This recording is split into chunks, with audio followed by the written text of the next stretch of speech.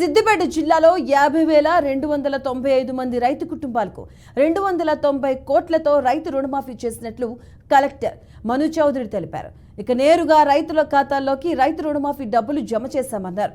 మిట్టపల్లి రైతు వేదికలో సీఎం రేవంత్ రెడ్డి నిర్వహించిన వీడియో కాన్ఫరెన్స్ లో జిల్లా కలెక్టర్ మను చౌదరి, కాంగ్రెస్ నాయకులు, రైతులు పాల్గొని సంబరాలు చేసుకున్నారు.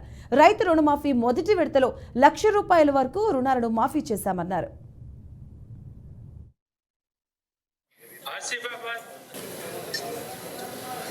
Sir, good evening, sir. Mothe responding, sir. Suryapeta Mothe responding.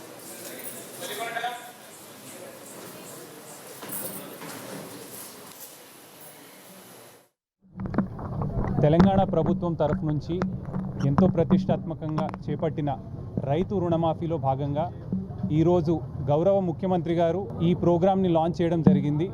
దాంట్లో భాగంగానే సిద్దిపేట జిల్లాలో మొత్తము 53,127 మంది రైతులు, 50,295 రైతు కుటుంబాలు మొత్తం కలిపి 290 కోట్ల రూపాయలతోటి రుణమాఫీ చేయడం జరిగింది.